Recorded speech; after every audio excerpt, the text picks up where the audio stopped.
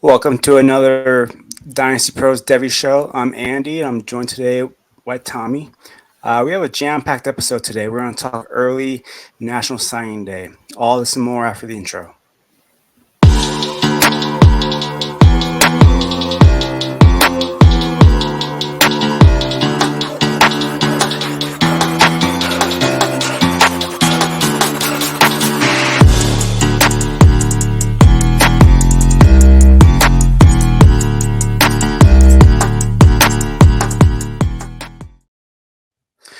All right, Tommy, how are you doing today, man? I'm doing all right. Waiting for the weekend. Yeah, it's going to get here soon enough. Let's go ahead and start with some quick hitters. I'll just talk about some guys that signed and then get your thoughts afterwards on all these guys that Mhm. won't be in the body of the show. Dylan Raiola, he signs with Nebraska. This will be he's gone to four different high schools and now committed to three different colleges. DJ Lagway, there was a concern that he may not sign with Florida, but he did, so he is fully committed to Florida. Texas Tech grabbed their highest rated recruit ever, Micah Hudson. He's my wide receiver one for the class. And then Mike Matthews signs with Tennessee. Tommy, what are your thoughts on all of these guys signing early? Uh, Rayola, there's always concern whenever a guy has bounced around as much as he has. Is that a is that something ingrained in him? Is it a cultural problem? Is it a has he had personal issues at, at all these schools? I know he's a Nebraska legacy guy, so I mean maybe that was just the proper fit for him all along. But as far as Lagway goes, I know A&M and USC made a late push for him. Florida should count their lucky stars that they were able to hold on to him, especially with the way the rest of their class kind of unfolded. Micah Hudson signing with Texas Tech is it's a really big deal. Now, if they could just get a quarterback in there over the next couple of classes, I think that's going to be the main thing for them. Mike Matthews signing with Tennessee. I highly doubt he'll be the wide receiver one. He may not even be a starter, honestly, uh, during his freshman year. They're still waiting to hear if Drew McCoy is going to come back. I would think he is. He's not going to be cleared to be able to run for teams until even after the draft. So I mean, there's really no reason for him to enter the draft. He should just come back and prove he's healthy. And then you got Dante Thornton. He'll be back. Chaz Nimrod, Caleb Webb, obviously Squirrel White, Chris Brazil from Tulane just committed today. There's a lot of competition there in that wide receiver room. Yeah, it's a really deep receiving class, and someone's got to stand out. So the spring camp and spring game will be interesting to watch with Tennessee, and hopefully Cameron Seldon gets some action next year. But let's go ahead and stay in the SEC. I want to talk first with Auburn. They got a pretty big class that came in. Um, Walker White, he's a four-star quarterback. For those of you who haven't been able to watch his tape, he's kind of a same mold as a Will Levis or a Tim Tebow type. He'll probably sit the first year. He might get some goal line packages here and there, but the main attraction of this receiving or the receivers for this class, Cam Cameron, he's one of those more of a physical jump ball guy. When I watch his tape, he's kind of like a T. Higgins type when he was at Clemson. Perry Thompson, another five-star kid, he is a physical receiver, very good to create separation. They also bring in a four-star Malcolm Simmons. He's more of a creator in space if you haven't watched his tape. And then Bryce Kane, he's probably my favorite of the four that have committed, but he might get lost in the fold. With Auburn, how do you view this upcoming year with Peyton Thorne as the quarterback? Rivaldo Fairweather had a pretty good first year at tight end. He comes back. Jarquez Hunter comes back. Where do you have Auburn, like their outlook for next year? I be a lot of the same as what this year was for them. Peyton Thorne's gonna be their starting quarterback. I think it's a bridge year getting to those big time guys that they were able to sign. Now, obviously, you're probably going to see guys like Cam Cameron and Perry Thompson out there, just because 5-star pedigree says that they're probably going to get a lot of early playing time. Jarquez Hunter coming back, Rivaldo Fairweather coming back. Those are two pretty big time weapons for Auburn. I see probably another 7-5 type of season for them next year, actually. In your supplemental drafts, if you're drafting towards the end of the first round and both of the 5-star receivers are there with Cam Cameron and Perry Thompson, between the two, which one would you be looking at? Probably Cam Cameron, because like you said, I mean he's pretty comparable to T. Higgins. Anytime you're able to get that type of wide receiver towards the back end of a first round, that's actually not bad. You make it even sneak those guys kind of early to mid second. Yeah. And then stay in the SEC. We're going to go to Alabama next. They got a 5-star quarterback in Julian Sain. Most of the services have Dylan Raiola as the QB1 for the class. I personally have Julian Sain. I've watched his tape, and to me, he's the most complete quarterback of the class. They were able to flip a 4-star running back in Kevin Riley. They kind of struck out on a couple of other guys and pretty much had to sell for him. As far as the receivers, 3 have signed. Amari Jefferson, he's a 4-star twitchy athlete. He's kind of like a creator in space, I want to say, is going to be his archetype. Then they have Aaron Hampton. He's a 4-star athlete that they flipped from Texas. He's kind of a slot build. And then you have another 4-star, Enrico Scott. He's kind of similar to Aaron Hampton. He's also a slot creator type. And then currently committed but unable to sign until February is a 5-star Ryan Williams. He is going to be a game changer. There is some word that he is visiting Auburn, so we have to see if Auburn's going to be able to flip him. But with all these guys coming in for Alabama, and then you have Jalen Milroe, who's going to have a full offseason as a starter. You're going to have Isaiah Bond. Malik Benson still might be a thing there. And then, you have the running backs coming back. Where do you see Alabama as a team next year? And then is there a chance that Jalen Milroe, with a full offseason, can he jump into the first round next year of the NFL draft? Going into next season, I think Alabama is probably ranked in the top 2 in the country. You're probably looking at them and probably Texas. And Alabama, Texas, Georgia probably be the top 3 teams in the country to start the season. All 3 being SEC programs also. But as far as their recruiting class goes, I really like Amari Jefferson. He's kind of a sore sub. It's a sore spot with me. Being from the Chattanooga area, Tennessee was really in on him, and then he chose Alabama. So that kind of hurt a little bit. But Milroe, he's going to have to improve on his intermediate passing game. He throws a great deep ball. I don't see the pure passing ability from him though. Of course, a lot of people said the same thing about Jalen Hurts. Didn't have a whole lot of pure passing ability, and now look at what he's doing. He's one of the best quarterbacks in the NFL. So that stuff can be developed. But yeah, they got a good class. Kevin Riley coming in is a really good running back, probably one of the top 5 running backs in the entire country.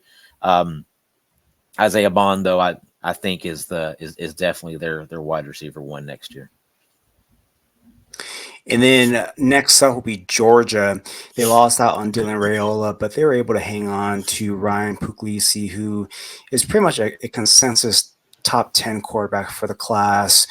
They bring in a really good running back in Nathaniel Frazier. He's someone that when I watch, he is very electric, but he has never had a full workload, and that is a little bit of a concern. They also bring in another running back, Dwight Phillips. He's more of a lighter framed kid. I think he's like 170 pounds. So he projects to be more of a third down scat back type. The only receiver that they're really bringing of note is not Natarian Tuggle. He's a four-star receiver. When I watch his tape, he's kind of like a George Pickens light kind of a mold. Now you have Carson Beck returning next year, and he's going to be aiming for the quarterback one for the class. The running backs are stacked. You have both Branson Robinson and Roger Robinson returning. Andrew Paul is still sticking around. Trevor Etienne is pretty much crystal ball to Georgia. Everyone has him at 100% there. They bring in London Humphreys uh, to possibly be the wide receiver one. We know Georgia wants to win on defense and run the ball and throw it to their tight ends. With this class coming in and their outlook next year, does Carson Beck have to make it? I won't say the playoffs. Do they have to? Does Carson Beck have to show out more to be in the Heisman vote and quarterback one for next year? I don't think there's any doubt that they're going to be in the playoffs. I mean, it's going to a 12-teamer, so they really have to really fall off in order to not make the playoff, I think. But as far as Carson Beck goes, he is my QB1 for the 2025 class. I mean, he would have pushed for QB2 in this class if he would have came out. I would have had him and Drake May very, very close together. But him winning the Heisman isn't necessarily, I mean, that's never going to be their main goal. They're not really going to push him they're not really going to have that type of campaign for him. If it's going to happen, it's going to happen organically, kind of the way Stetson Bennett did, a couple years ago. But coming into the year, he's got to be one of the top 4 or 5 favorites, right? I mean, and then their running back class, or their running back room is, like you said, it's loaded with Branson Robinson, Roderick Robinson. Etienne's probably going to end up there. Andrew Paul may even be the best of all of them. He just hadn't been able to get on the field because he's been hurt. So, I mean, that anytime you're going to run 4 deep in a running back room like that, that's tough. I mean, that's elite depth. Wide receiver is where they're going to, as far as I know, Ra Thomas and Dom Lovett are coming back, right? I believe so. Yeah. And then you throw in London Humphreys. Humphreys was, I mean, he was okay, but he wasn't even the best wide receiver at Vanderbilt. I mean, my opinion, Will Shepherd was. I wonder if my only thing with Georgia is just that receiving group that they have. No one's been able to step up. I don't know if London Humphreys is the answer. I don't know if the guys that they have currently are the answer. If they're going to have to keep relying on their tight ends when the games are close, like, they're going to have Texas and Alabama, Carson Beck needs to find his go-to guy. Where do you think his go-to guy is going to be next year? Is it going to be one of the tight ends? I mean, yeah, if you look at the way that they've operated the last couple of seasons, you're probably looking at Delp and Sperlin. Maybe even Lucky Lawson gets involved there. Denayon Morissette is still there at wide receiver too, right? Or did he transfer out? Pretty sure he stayed. I'm not sure about that one. Yeah, I'm pretty sure he stayed there. He was a 4-star recruit last year, so he may be another guy who kind of steps into the fold there. And then moving into the SEC will be Texas. Texas, they have a loaded class as far as top talent goes. They have Jarrett Gibson, a running back. He's a high 4-star kid. He's a real electric runner. And then you have Christian Clark, who's also another 4-star back. He's actually the running back that I prefer between the two, and that's against consensus. Most people like Jarrett Gibson. They do retain 5-star wide receiver Ryan Wingo. And for those that haven't seen him, he's more of a speedster yak creator. I kind of comp him to DJ Moore. Now, Quinn Ewers is coming back next year. They're going to have Jonte Cook, DeAndre Moore, who hasn't done anything this year. And they're going to have Matthew Golden come in as a transfer. The running back room is loaded. You have C.J. Baxter, Jadon Blue, and no word on Jonathan Brooks yet. And then you have Arch Manning waiting in the wings. So the future looks bright at Texas. Can Ryan Wingo come in as a true freshman and make an impact? I mean, right now I would say it's safe to say that Matthew Golden and Jonathan Cook are slotted in as the starters. Mm. Do you think Ryan Wingo can day one step in and earn some reps? Probably because who he's with the guys he is competing against for that wide receiver 3 spot. I mean, you're looking DeAndre Moore, Ryan Niblett. I don't see why he couldn't beat out those guys in order to get some PT. I think he's one of the few blue chip receivers I can get playing time right away. I mean, obviously Micah Hudson's one; he's gonna be playing right away. But I think Ryan Wingo can get that job on the outside with Jonathan Cook starting at the slot. So I think he's someone that's kind of sneaky. I know that the services are kind of down on him, but I can see him getting playing time from day one and being able to make an impact with Quinn Ewers. Um, let's go to the Big Ten. Let's go with Ohio State first. Now, Ohio State lost out on a lot of recruits last second. They were able to keep quarterback Aaron Nolan. He's a 4-star guy. When I watch his tape, he's more of a game manager, kind of a Bridgestone guy. I don't think he's their next game-changing quarterback. They were able to hang on to James Peoples, who's a 4-star running back. Don't know if Travion Henderson's coming back or not. There's mumblings that he might.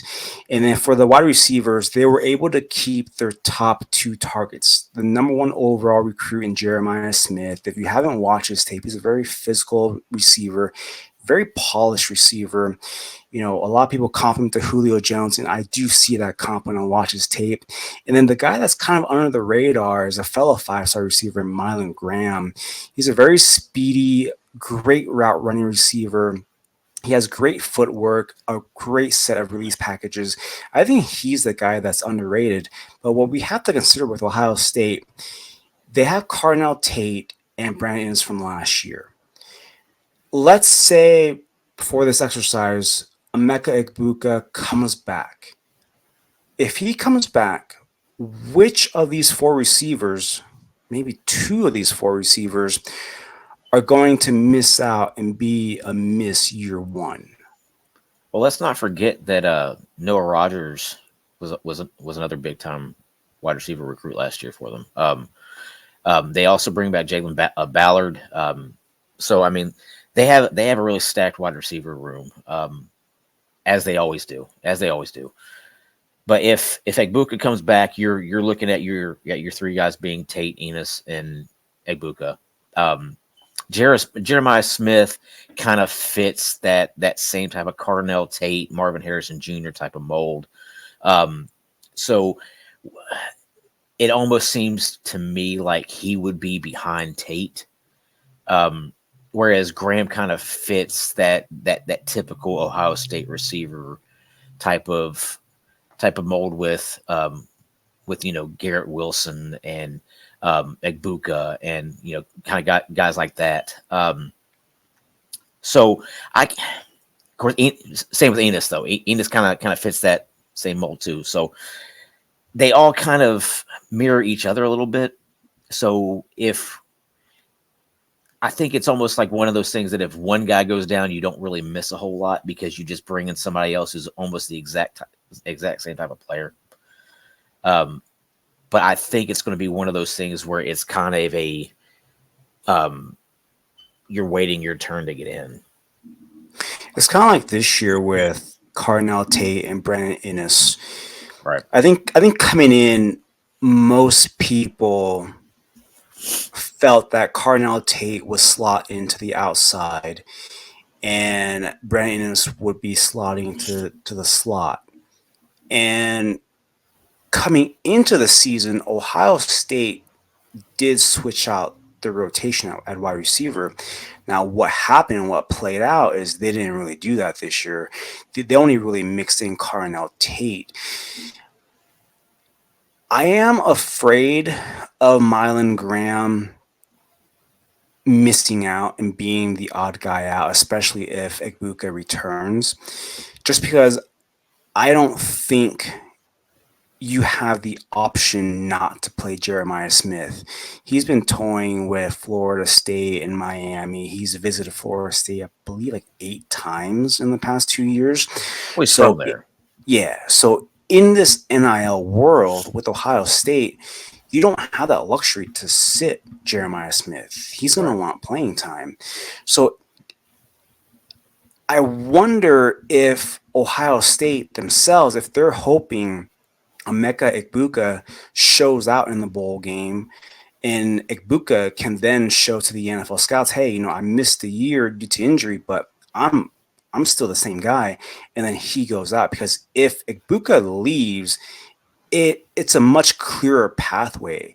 With Egbuka staying, it just creates a logjam, and it's a mess. And that could cause more guys from Ohio State to end up transferring out by the end of the year.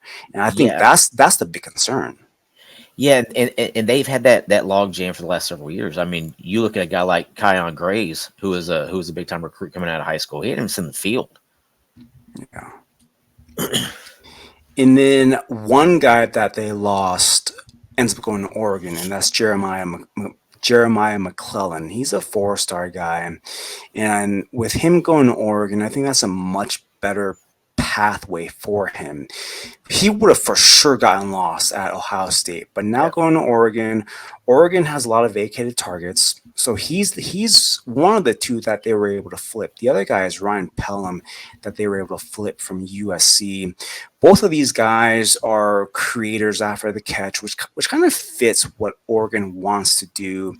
And then they also have Dylan Gresham coming in. I think he's more of a returner the first year. He's more of a project when I watch his tape. Now, they do have Jurion Dickey, that was the high 5-star recruit, and it just came out today that he had a torn meniscus, and it's just now that he's starting to feel 100%. Coming in next year, Dylan Gabriel's the quarterback. You have a whole new receiving core. Which of these receivers are you targeting if you're doing a startup? Probably McClellan. He has the better build. Pelham's a little Pelham. Him and Pelham are the same height. McClellan just has a nicer build to him. More, but they're both smallish wide receivers. With about 5'10", 5'11". I think McClellan maybe about 185. Pelham's about 170. So it's whenever you're looking at 185 to 170, that's a big difference, especially at 5'10", 5'11". You going, playing the slot, coming across the middle of the field, you have to be able to take a little bit of a pounding there. I would kind of look for them to even go out and get a transfer here. Evan Stewart is right there. If Phil Knight has all that Nike money, pony up and bring him in, he would easily be the wide receiver one there next year.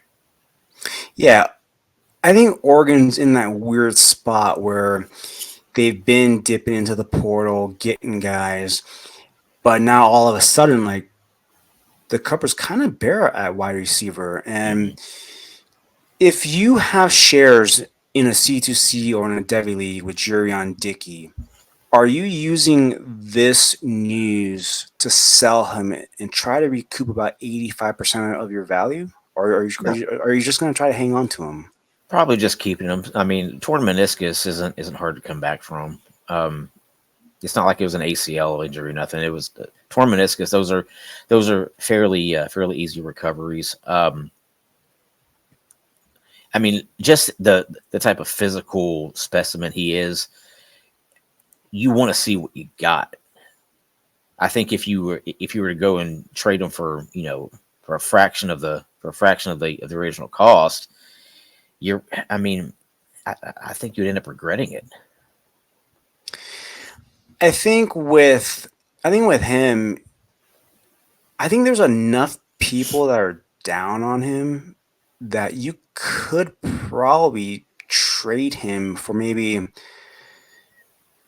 possibly like a fourth round sub pick and then maybe a CFF asset. Because if you if you took Jaron Dickey in a sub draft last year, it was probably in the first round. A lot of people had him as the wide receiver two, if not the wide receiver one of the class. So you spent a big chunk, and then you saw him not do anything. And it comes out that he's pretty much been hurt all year. I would imagine that there's probably enough people that just want out that if you offer points, a fourth round sub and a CFF guy to whoever that has Jurion Dickey, and they can get guy that's getting points, I think you can get that done if you're into Jurion Dickey. Sure. Now let's move over to the ACC, and we're going to start with Miami. Miami was able to flip Jordan Lyle from Ohio State, and that was a pretty good get for them. But for me, their wide receivers are the guys that I'm looking at. I absolutely love JoJo Trader. He's a 4-star kid.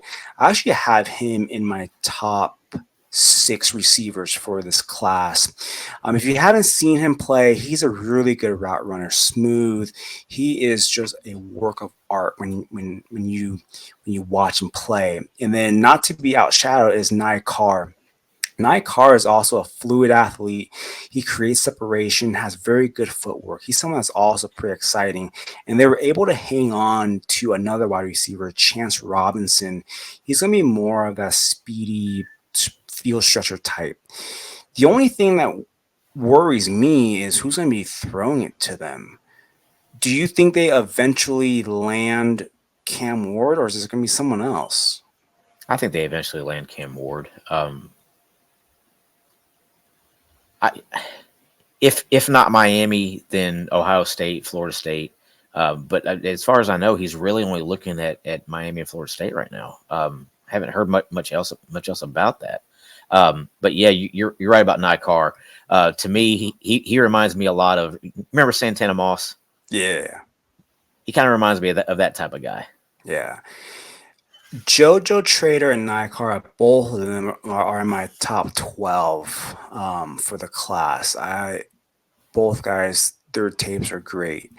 Now, if you were picking one for a sub draft when you're doing your C2C drafts, in the summer, which one would you be targeting if both are available?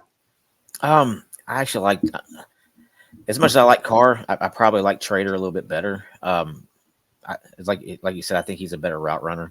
I think he's probably going to be the guy who consumes more targets. And in a C2C league, that's what I'm looking for. Guy who's going to get the volume. And I do think it is kind of concerned that Cam Ward hasn't signed with them yet. He visited with them last week, and Miami's been in on like 4 or 5 other quarterbacks. It's definitely a place that's on the up with Miami. They just need to get a quarterback. So hopefully they can get Cam Ward. Well, let's also remember with these transfers, Miami is a private school, so they may have different type of different type of academic standards. So there may be some type of issue with transcripts, with credits transferring, stuff like that. So I mean, all that stuff has to get cleared before somebody transfers in. Yeah, and let's stay in the state of Florida. We'll talk Florida State next. They were able to get a 4-star quarterback, Luke Kroenhoek, and he's a converted wide receiver. When I watch his tape, he's really raw. He has a good arm, but when I'm watching his tape, sometimes the game at the high school level looks too fast for him. So I don't think he's going to be ready probably for the first 2 years. And I know they've been in on Cam Ward and DJU as well. So that'll be interesting on who ends up going as the portal quarterback. But they were able to get Cam Davis. He's a 4-star running back. I think he's more a project than what most people are projecting. He played quarterback in high school. He's got a really good frame. He's a real twitchy athlete, but with him playing the quarterback, he saw all those open running lanes and he took off. My only concern is if he's asked to line up as a traditional running back, will the game be too fast for him and will the holes close up a little on the fast side for him? As far as the receivers go, they were able to get a 4-star Elijah Moore. If you haven't watched his tape, he's more of that typical Florida State big bodied receiver, contested catch guy, doesn't create much separation, someone that has the strong hands. The guy that doesn't fit that mold is the guy that I really like, and that's LaWayne McCoy. He's a really good route runner. He's a very silky smooth athlete. When you turn on the tape, you just watch it over and over. I know I've watched his tape probably a good 3-4 times. With Florida State, they lose Keon Coleman. He's opted out of the bowl game, so it's safe to say he's going to the NFL draft.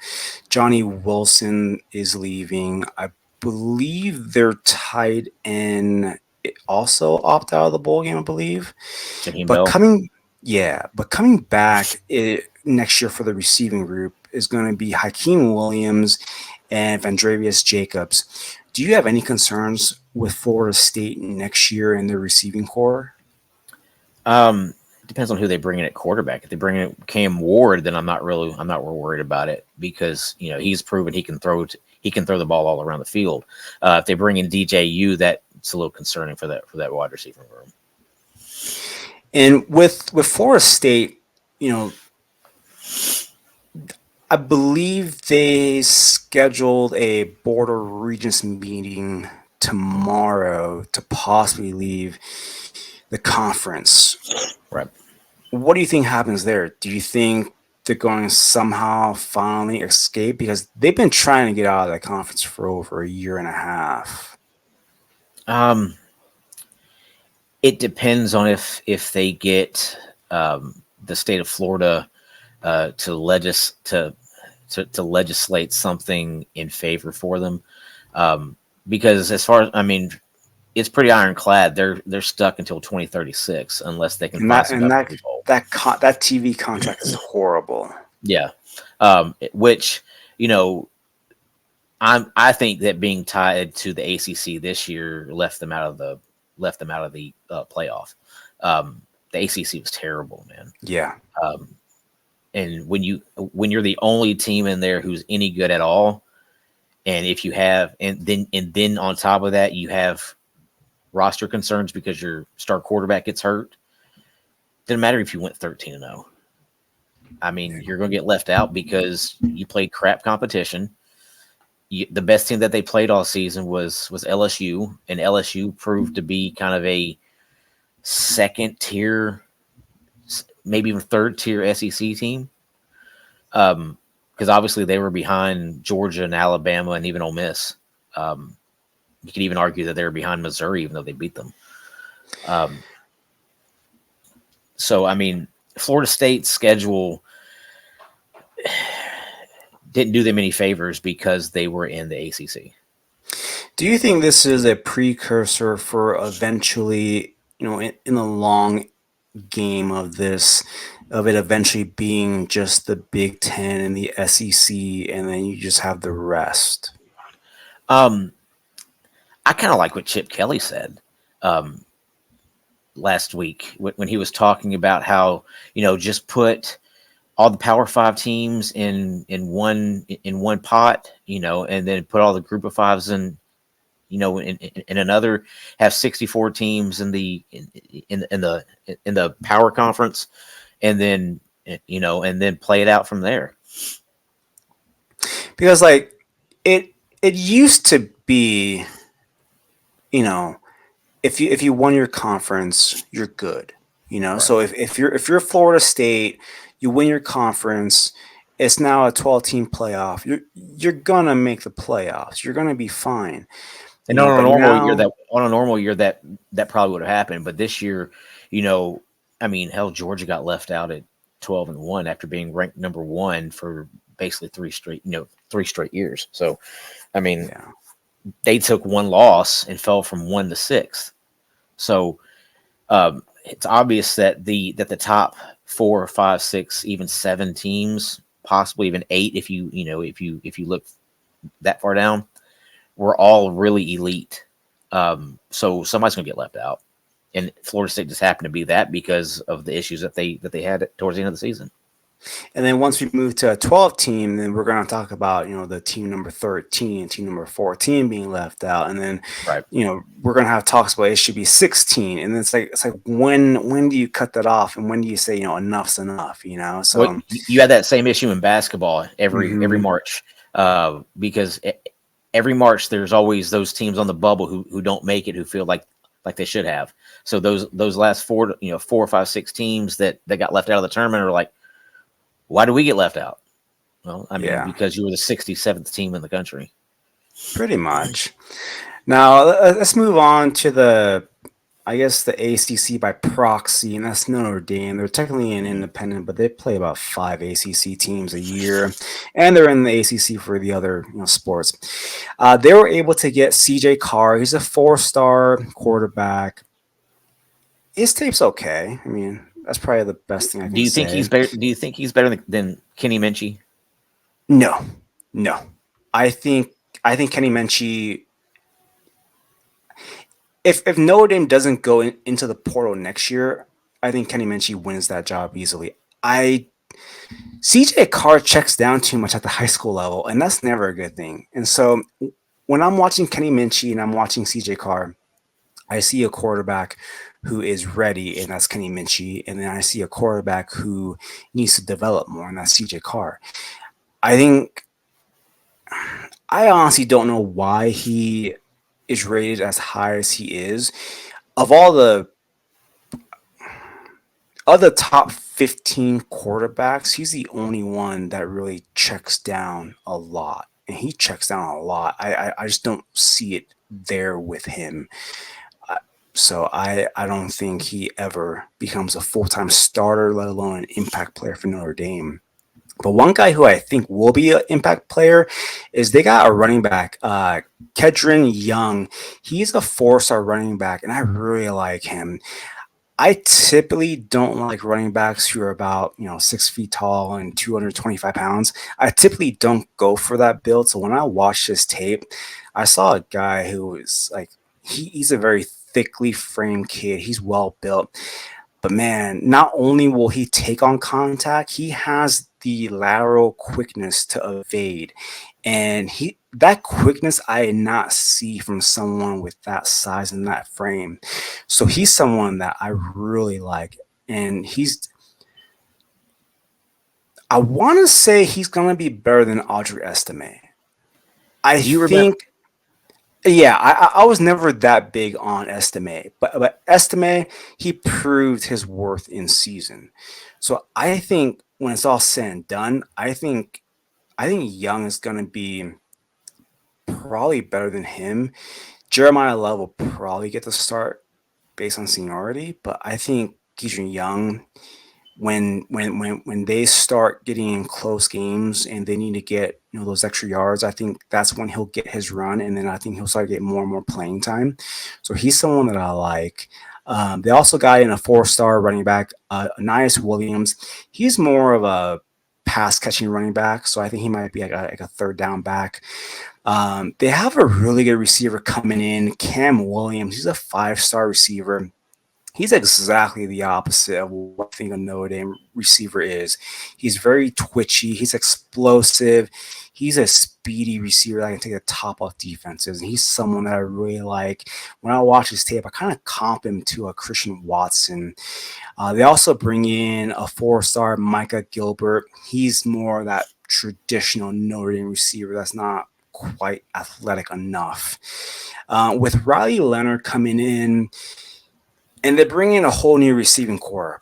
Bo Collins, Chris Mitchell, and then Jaden Greathouse stayed.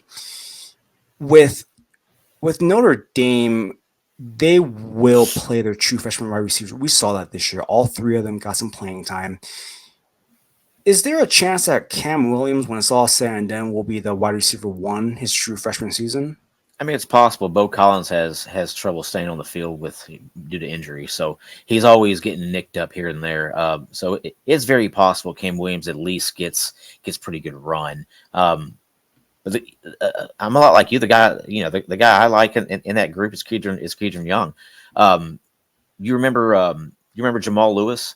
Yes. I mean, roughly the same size coming out of high school, same type of build, same type of skill set. Jamal Lewis was obviously a freak athlete, but I'm interested to see what type of real athleticism Kedron Young has. Yeah, because those are not my kind of running backs. So I was not expecting to like that tape as much as I did, and yeah, he's someone that I'm really looking forward to. Now, we got some early signings done, and of all the early signings, Tommy, who are your favorite under the radar guys? I've got two of them. I really like the Nick Marsh, wide receiver from Michigan State, big-bodied wide receiver. Aiden Childs is going to need that moving forward. I mean, Nick Marsh may even be a guy who comes in and contributes right away for them. 6'3", 200 pounds, three-sport athlete in high school, ran track, played basketball. Very similar to a Keon Coleman type of guy. And then another guy I really like is Tyler Cherry, quarterback for Indiana. 6'4", 220, prototypical quarterback. He is actually Indiana's highest quarterback recruit in school history, which is saying something because Michael Penix Jr. was a pretty highly touted quarterback coming out of high school too. Yeah, he decommitted from Duke and ends up in Indiana, and Indiana is making some. They're making some waves in the portal, and they're trying to build something there. So, Tyler Cherry is that key for that class. My under the radar guy is Day Day Farmer. Initially, he was a Pitt commit, and then he decommitted, ended up committing to UCF, and at the very last minute, ends up committing to West Virginia. From all indications, from what I was digging and researching, it sounds like West Virginia promised him some playing time, so that's always a good thing. So he ends up in West Virginia. He is a guy that I absolutely love. He's outside the top 300 in the composites, and that's primarily due to him being hurt this year. He missed 6 games due to injury, but he did come back towards the end of the season, so everything's fine. But if you haven't seen him, he's more of a crafty route runner. He has very good body control.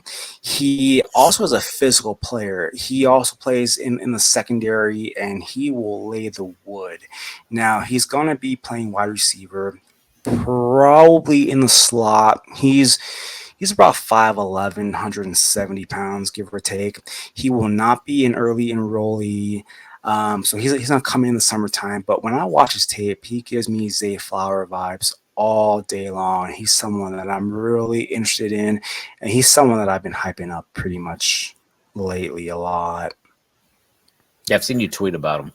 Yeah, he's someone that there are some guys when you watch the tape, you just can't wait to move on to the next guy. And then there are guys that when you watch the tape and you're done with it, and that tape just stays in your head. And I was talking to Noah Green. I was privately talking to him, and I was telling him, I was like, that tape is just ingrained in my head. I just keep seeing that tape over and over. And so he's someone that I believe in the composites. He's wide receiver 66, 68.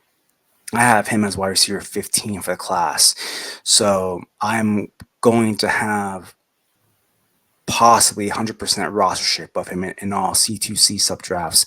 I am going to try to walk away with him in all my drafts. Yeah, because you could really probably almost get him for free. Mm-hmm. Yeah. You can probably get him for free, and I'll probably take him like in the ninth round just to make sure. Yeah. So that's probably my goal for the summer, and we'll have a lot of shows in the off season with strategy and how to formulate your drafts and stuff. Just make sure you're not hyping him up too much because somebody might steal him from you. I know. Yeah, I had a guy send me a DM on Twitter, and he was like, you know, like he's actually in one of my leagues, but I didn't know. And he was like, hey, thanks for giving me, someone to point for, because I'm looking at all of our leagues, and you have Casey Concepcion in every single one of your leagues, and I'm gonna try to get you on day. I'm like, good luck with that. I'm gonna get him early, so good luck with that. I have him ranked right now, as your 15. now that I know you're targeting him around round 9, I may try to snipe him round 7 from you. Watch she ends up being like a round 2 pick. Because you've hyped him up so much. Now all of a sudden he's gone viral. Yeah, and then he does absolutely nothing. All right, Tommy. Where can we find you on X, and what are you currently working on? You can find me on X at Dynasty Pros Tom. Always doing back end stuff for Dynasty Pros football. Whenever Andy puts out an article, or whenever SC puts out an article, I get those edited and put up. Also, I do a lot of other sports stuff over at Total Apex Sports. Just put out an article earlier this morning about who the devil could be in AEW. So, like I said, tons of different sports that I do over there. But as far as fantasy football, always here on dynastyprosfootball.com, always here on the YouTube on the Devy Show with you and SC and JT. Yeah, I mean, Dynasty season's coming, so there's gonna be a lot of content coming out. Yeah. And then you can find me at Andy_Pham1. Starting in 2024, we'll still be doing weekly player profiles to get you ready for the 2024 rookie drafts. And then every Friday, we'll start giving you these freshman Fridays, so you can kind of, get a lot of these player profiles, get you ready for your sub drafts this summer. And then we'll be doing 2 shows a week, every Tuesday and every Thursday. And then until next time, before that,